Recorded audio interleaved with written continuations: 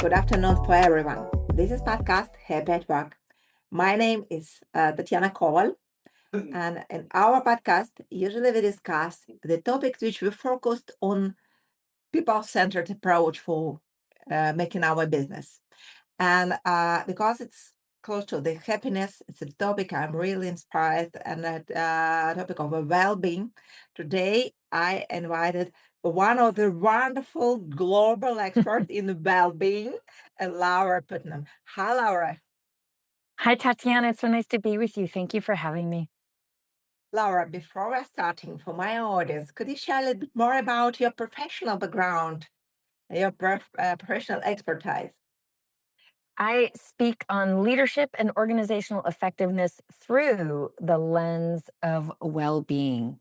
And so I've now worked with over 500 organizations and I've trained over 50,000 managers and leaders around how to create workplaces where people can actually thrive. Uh, all right, I know what now the topic of well-being as an approach for managing other people. So what we need to care about our employees is a really hot topic for globally for every countries and also in US because usually in the US we have a lot of people who like to work very hard. And before we never talk about well-being, employee happiness, so much, the time now time is coming for discussing more about it. Why do you think now it's so important and very attractive topic for the all the leaders?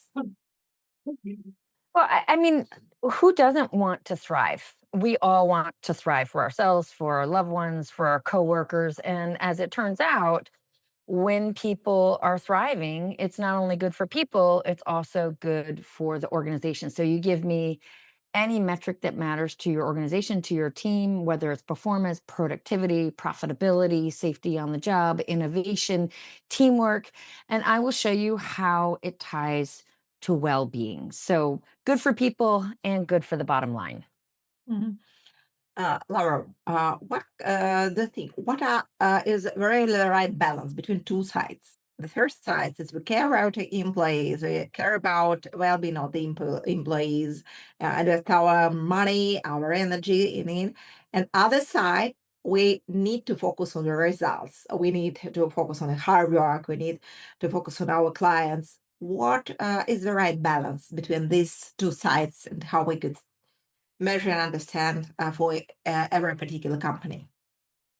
Well, I think one of the best ways to framing this up is in terms of understanding why a thriving workforce is not only good for people, but also for the bottom line is that the real issue at hand is net productivity, not to be confused with FaceTime. And so when we go against what we're biologically programmed to do, which is things like re energize, restore ourselves, then not only ultimately it's not sustainable and ultimately it impacts not only people but also the bottom line. And so if we can be more proactive in terms of restoring along the way, then it benefits people and it also benefits the team and the organization. For the last, I think 5 years, 5, 6 years, especially after the pandemic, we talk a lot about burnout. Yeah. What do you think about it, and what do you think what companies should do with this topic? Because it's I know what globally the situation is really different. For example, here in Brazil now they have a new law which now all the employees should work with a burnout and mental health of employees. I know what we have the same situation in some European countries. But in some countries, you don't have this situation. And I know also what in my audience, I also could meet people who want to care, but for example, we're not obliged. What do you think? What is the situation now? They burn out, and what should we do, or maybe shouldn't do in this? They're talking globally. Well, worldwide, people recognize that burnout and mental distress is a rising issue. And in all fairness, most organizations and their leaders actually really care about this. The problem is, and this is according to a 15-country study conducted by McKinsey Health Research Institute is that most organizations are solving for the wrong problem. We've framed up employee mental distress and burnout as an individual problem. So we keep providing resources for the individual, helping them to be more resilient, for example. And while that sounds like a good idea, the problem is that it's really about the workplace itself. The research from Gallup, for example, shows that the top drivers of burnout and mental distress have nothing to do with the individual and everything to do with the workplace itself. So it's things like perceptions of unfairness, or it's things like work overload, or it's things like lack of communication and lack of clarity from one's manager. These are systemic issues that need to be addressed. And what's happening over and over again is that organizations provide these well-intended resources that go to the individual but do nothing to address these systemic issues. So, in all fairness, no app, no yoga class can make up for having to do the work of three or having to tolerate a toxic boss day in and day out. So, the real question is, how can organizations more meaningfully start addressing these workplace issues? And that's exactly where I've been focused on, because the way I like to frame it is that it's not the fish, it's the water.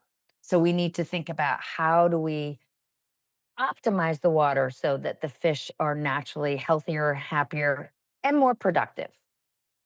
I absolutely agree with you, and I'm happy with now that a lot of people inside business and also the leaders, not only just the people in HR, start to talking about it.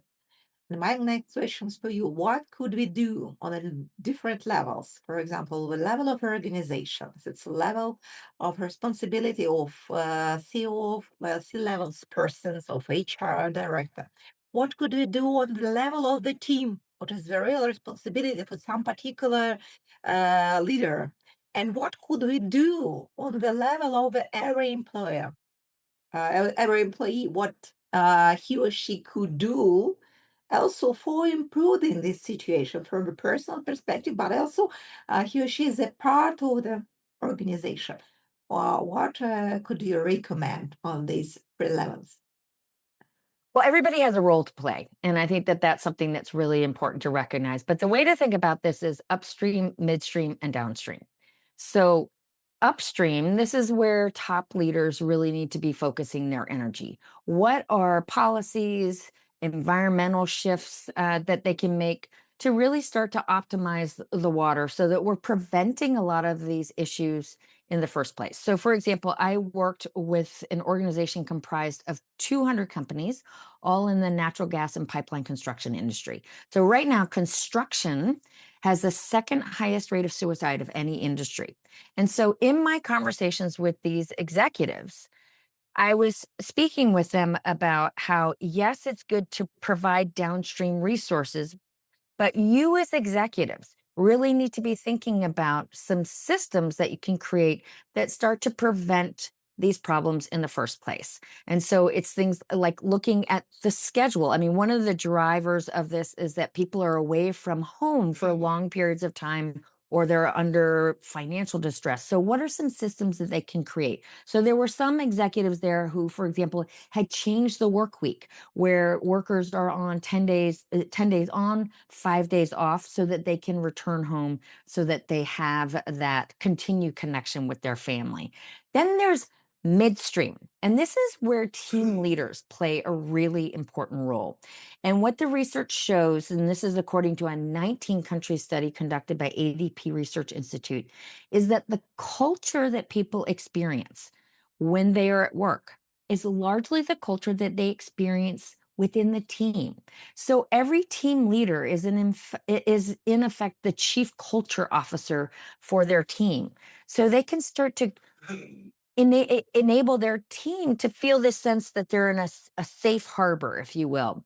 And the way that they can do that is really three simple practices: do, speak, and create. So they can model well-being, and they can model, you know, having balance themselves. They can talk about well-being, and they can talk about restoration, and then they can create some team-based systems. And then finally, downstream, Everyone needs to be able to recognize the signs and symptoms of coworkers who may be in distress and then have those conversations so that they can be the ones who can really um, connect people with the resources that they need.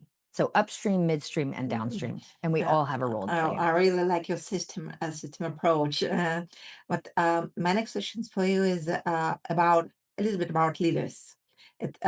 Yesterday, I was on a very interesting conference here in São Paulo, and we focused on the mental health, also employee well-being. And on one of the discussions, they talk about leaders and leadership models, and it's really interesting. We mentioned what there are a lot of leaders in the previous years who came to the top of the organization, not only for business, but totally. This is a really leaders who we could say it's a really toxic leaders. They could say they are great egoists. So it creates an unsafety situation for all the other employees, and they have a huge impact on us. What change do they need in the leadership for creating a really more psychological safety, where really well-being workplace now? I think a lot of leaders, they'll push back and they'll say, "Look, I'm a leader, I'm not a therapist." And we're not asking leaders to be therapists. However, leaders, particularly managers, are uniquely positioned in the workplace to make or break the mental well-being of the people that they lead. And it really comes down to not just what they do, but how they do and how they say. And so, for example, one of the largest studies looking at how do we resolve these rising rates of mental distress in the workplace, what they found is that the number one predictor of mental distress in a family or in a team rather is actually the manager's leadership style. There are some styles that are correlated with negative mental health outcomes. So, for example, there's the destructive kind of leadership style in which leaders lead by humiliation or being overly critical. And then on the other side, there's the transformational leadership style. So these are the leaders who inspire, who really appreciate people not just for what they do, but for who they are. These are the kinds of leaders who lift people up. So it's really about doubling down on your so-called daily touch points. This is something that Doug Conant talked about a lot, the former CEO of Campbell's Soup, who really turned around the company's performance by really turning around the culture. And the way that he did this was really paying attention to every single touch point in and leveraging that as an opportunity to lift people up. And then in turn, he expected all of the other leaders across the organization to do the same. So this is exactly what every leader can be thinking about is how can I leverage every single touch point as an opportunity to lift my people up? Thinking about not just what I do or what I say, but how I do and how I say it. But it is really difficult for some leaders to change their styles. But firstly, to see their styles, and then especially if they talk about organizations where we could admit their psychological safety, it's really difficult to be a mirror for your leader. So Well, we, it's this, yeah, it's a skill just like any other skill that can be learned. I mean, of course, we're talking about emotional intelligence, which is really understanding self and understanding self in the context of others. So, for example, one of the things that is a top predictor of how much psychological safety there is within a team is actually airtime within a team. So, are there a couple of people who are dominating the airtime all the time? And then are there a few voices that are never heard? So, again, this is a skill that can be taught. And it's one that I've heard from a lot of leaders, such as Mike Yurchuk, who was the former VP of HR at Schindler when I worked with them. And he would say to his managers, he would ask them, who is that person on your team who is feeling left out? You know who they are.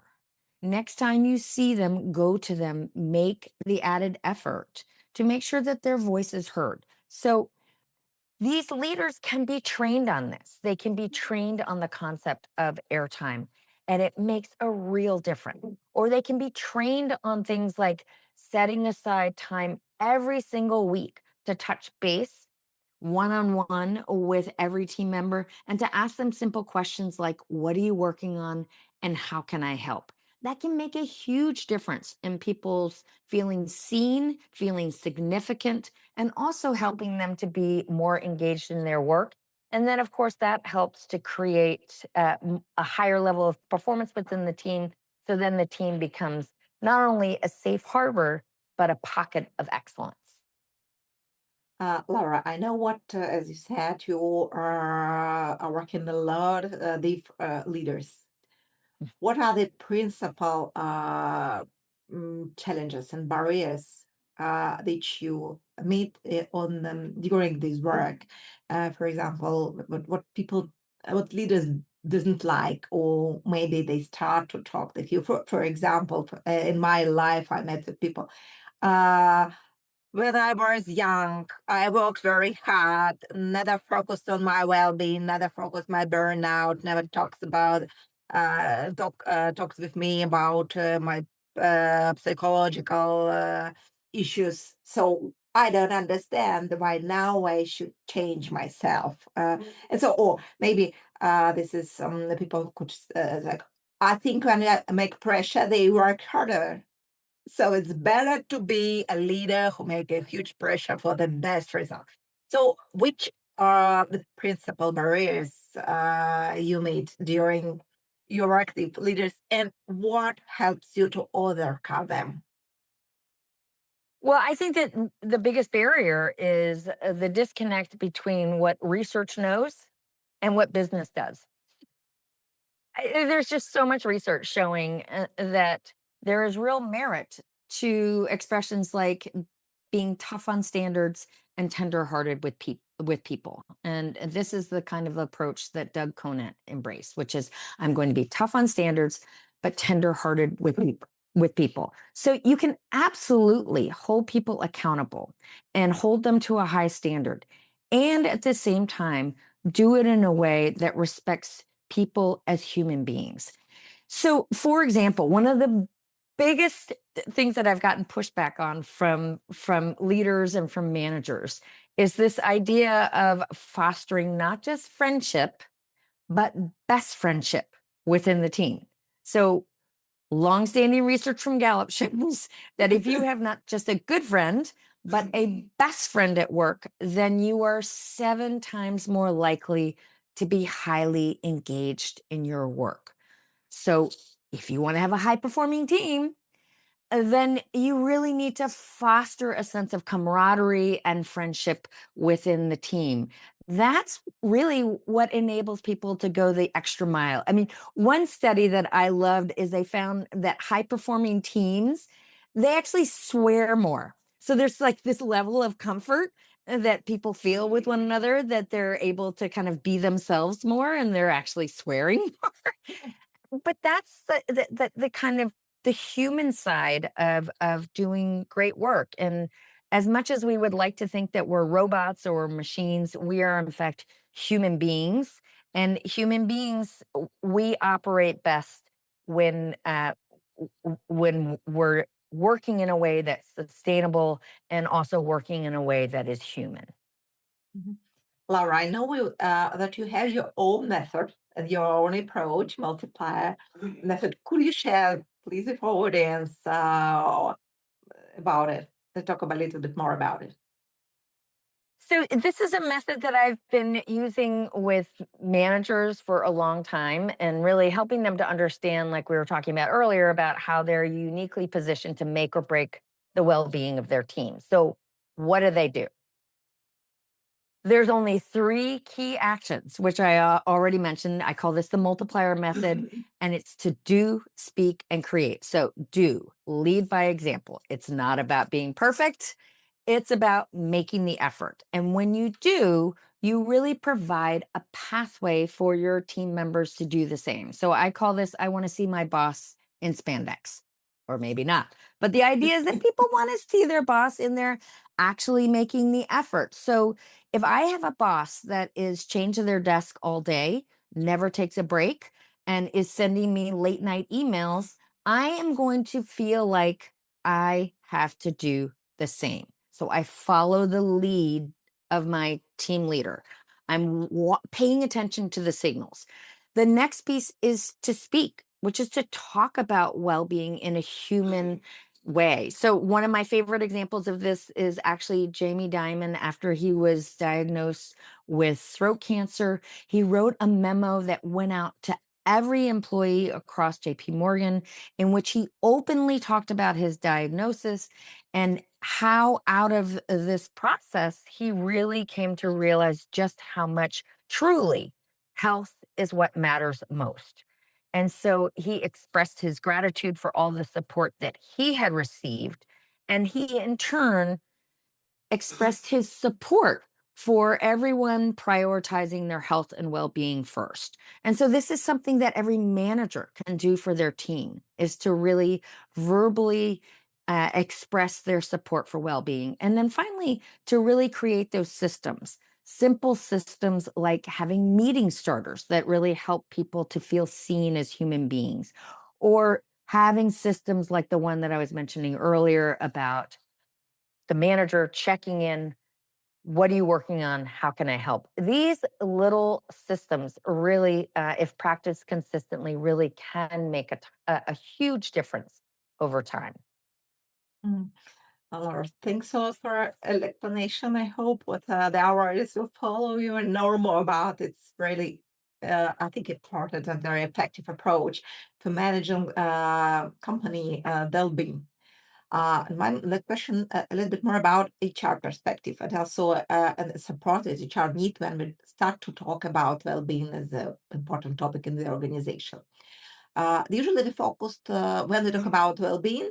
Usually they have a risk to talk just about well-being program. So let's try to make a set of benefits for our employees and launch it and say what they care about well-being. But sometimes it does not work, and the need, as you mentioned, to include our leaders and also educate our employees. Why should, for example, company stop to care about that, or these aspects of their life, and also inside and outside work? What could you recommend to the HR want to launch or develop a well-being program from one side, but also who want to make it just a part of a transformation of their organization culture for really improving and changing the atmosphere? What recommendation could you give? Well, the first is to study the currents. So my husband is an open water swimmer, and anytime they have a swim competition, they always study the currents beforehand, because they understand that in order to do well in the race, they need to not only be a strong swimmer, they need to be a smart swimmer. They need to navigate the currents. So if we're these fish who are swimming in these environments, what HR and wellness needs to do is they need to really study the currents of what the fish are swimming in. And so that's really, one of my favorite ways to do this is to actually show an array of images, from positive images like holding hands to negative images like overloaded Sherpas or a broken chain link, or God forbid, a horse getting kicked in the face. And I ask them to consider, okay, put yourself in the shoes of the average employee here in your organization. If you were to ask them which of these images best captures the day-to-day experience when they are at work, which image would they choose? So you're really starting to unpack what's actually happening in the day-to-day experience for their team, for the team members across the organization. Then the second step is that you want them to start to actually shape the water, to optimize the water, so that again, it's less about the individuals having to self-optimize in toxic water, and it's more about them swimming in healthy water. So, how do we do that? We do that through policies, we do that by optimizing the environment, we do that through practices. Like one of my favorite practices is the 5-10 rule, which is when we're 10 feet apart, we make eye contact, and when we're 5 feet apart, we say hello. And then finally, paying attention to the nuances. So, really, just as we've been talking about so much, things like airtime, really paying attention to the nuances, because those are the moments that really make or break people's experiences at work. And then the last piece is to start a ripple, to really help people to understand what's the role that they play. So, there are four key roles in the workplace. Number one, there are the trendsetters. These are the top leaders in the organization. They're the ones who set the tone across the entire organization. So, what are big questions, for example, that they can be asking? Things like Dan Conrad at Blue Cross Blue Shield of North Dakota, he asked people to consider, what can we do as an organization to elevate well being here? And what can you as a team leader do to elevate well being within your team? So big questions. And then there's the permission givers, the team leaders. They're the ones that team members are looking to they give permission for people to engage with their well-being when they're at work. Then there are the activators. These are the HR and wellness people, and they really need to be changing the conversation, helping people to understand that well-being is not just an individual pursuit. It needs to be a collective one, and it needs to not just be a standalone program. It needs to be a way of doing the work. And then finally, there are the self-starters, the individual contributors. Each individual contributor can really be that agent of change. They can really engage in peer to peer influence, and they do have a lot more influence than they might think. So that's really the three steps: study the currents, shape the water, and then start a ripple. And we can all play a role in that. Laura, I think it's really great advice. And My next questions is about it's very they mostly focus absolutely on the water. It's really important. I think the most important part is they talk from the leaders and the HR perspective. But my next question is about fish. I know there are a lot of people now is looking for the advice. What could they do as an employees on their workplace for making their life and maybe life of their colleagues a little bit better? I know it's really difficult, but sometimes maybe you could do something for your mental health, for preventing your own burnout. So I think we need also to give some advice to the people who want Totally. to stay productive.